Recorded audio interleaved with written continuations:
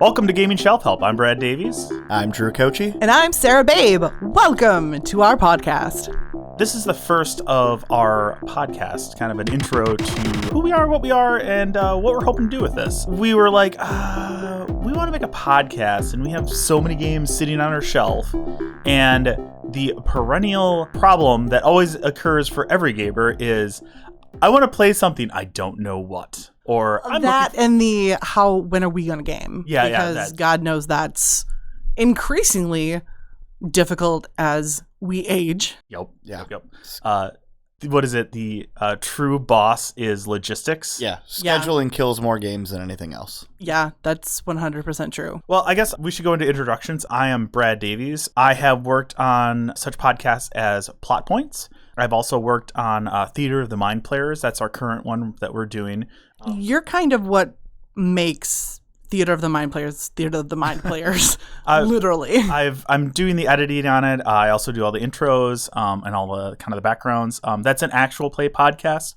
You can find it at Theater of the Mind Players on YouTube. So yeah, I've been doing editing that way, video and audio. We've been doing podcasts. I've also been around the industry. I haven't written anything or I haven't really produced anything. However, I've done quite a bit of test playing and demoing. I've seen a lot of games in their prototype phases. I'm kind of the catch-all of gaming, because I will go from anywhere between tabletop RPG all the way up to wargaming, video gaming, all that type of stuff like that. So kind of a all-around, would it be decathlon or would it be a nerd of all trades? Nerd of all trades. Wait, you seriously didn't think I was the one that thought of that? That's pretty good. Yeah, that's a good one. That's a good one. I'm good at things. So that's kind of where I come from. I started gaming back when I was very young, like junior high, and I've always done oh man, it'd be really fun to play fantasy games, because I was big into fantasy when I was really, really young. My buddy Jesse Sorgatz had College of Jesse. Shout out to Jesse. He had the D&D Player's Handbook, the second edition one, the one that has the guy with the winged helmet riding the horse. I believe that's the first edition of the second edition, if that makes sense. First printing of the second. First printing. There you go. So he had that, and I'm like, dude, I always want to play D&D. Can I play? And he's like, sure, no problem. Come on in. The first game I ever played was 10 people in a Dragonlance game, and I barely rolled any dice, but it was fun, and that started my gaming. That sounds about right. Yeah, it was pretty great. So that's kind of where I come from. I guess we'll kick it over to Drew. Just to introduce Drew, I've known Drew for a very, very, very long time, from way back when we were in the Scouts. A long time. Over half our lives. A long time. Yeah. Drew has been my GM, gaming buddy, everything and anything. So I guess take it away, Drew. Welcome to the podcast. Thanks. Drew Kochi, a longtime gamer, first-time podcaster. Aw, your baby podcaster. As Brad alluded to, I've been gaming for a long time. I started in my, I think, early teens, also with second edition D&D. I think the first character I can remember, I think, was with Jeff Sismesha. Shout out to Jeff. Shout out to Jeff. Where I played an elven gladiator, and it was just a bunch of gladiatorial combat, and it was awesome. Okay. Yeah. Uh-huh. We all make choices. Right. But anyway, so I've been playing since second edition. I used to be a D&D snob, where all I would play was D&D, but I have since branched out into other games through exposure from the two of you. Oh, really? It's been us? Yeah, that helped a lot, yeah. Oh, that's so sweet.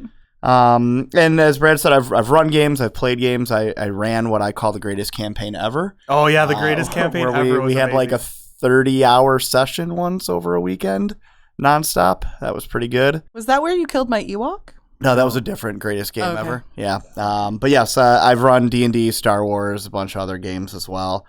Now you killed that Ewok with Force Lightning, right? No, it was Force Choke. Oh, was Force Choke? Okay, thanks. Yeah, or Grip, they might. Yeah, that was great. Call Thank it. you. Yeah, that was anytime. best. Yeah.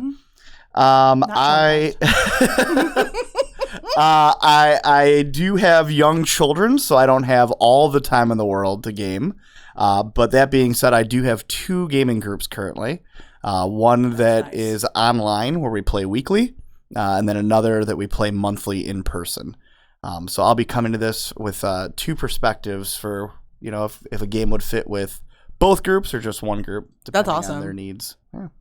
That's really cool. So, and I'm excited to be here. Thanks for having me. Yeah, thanks for coming out. That's awesome. You're kind of the good gut check of like, does your average everyday nerd gamer have like time and ability to run this game currently? Like, because I have noticed it in my gaming nerd career that I've gotten to this point now where I'm like, oh yeah, I really want to play this ridiculously esoteric game that you play as like an amoeba and you're trying to puzzle out the meaning of life. And I present that to groups sometimes and they're like, no, we don't want to play that. Or like, hey, so this campaign is going to take 5 years of your life. It is in real time and then you just lose people right away. Yeah. So like you're a good baseline check for this game sounds fun, we can play it, or this game sounds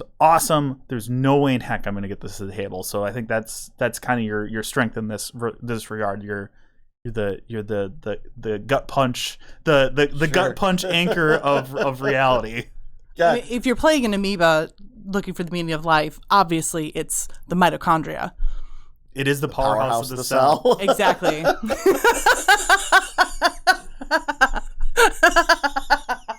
I love mitochondria. They're so cool.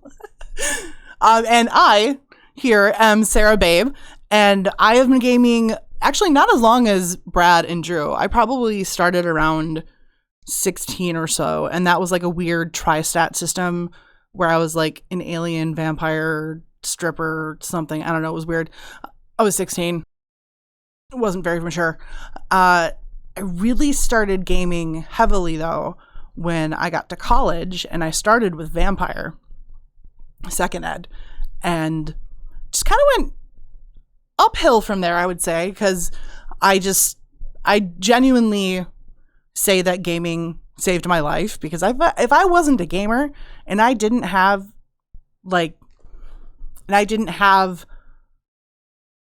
specific times to hang out with people and not be out at a bar, I would probably be like a raging alcoholic right now. And so I always kind of have a very special place in my heart for gaming, and yeah, I will always love it. It's always great. As far as my nerd cred, I am also on Theater of the Mind Players.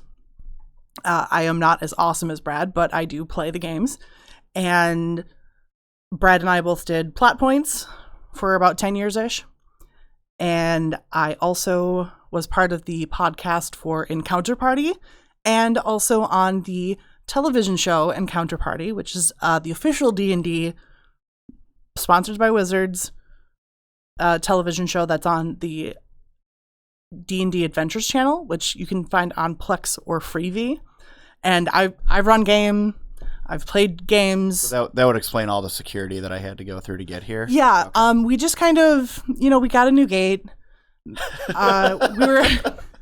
were able to hire a security guard. Yeah. The dogs, it was amazingly easy to teach the dogs how to use a metal detector rod. Oh, okay. Yeah. I was curious about that. Yeah. But our dogs are great. We also put out the most amazing of security devices, a road cone. Yeah. A road cone. You put a road cone out, everything's safe. 100%. Oh yeah. Uh-huh. So I guess you could call me a professional nerd. Because I would say so. Yes. Yeah. You are a professional nerd.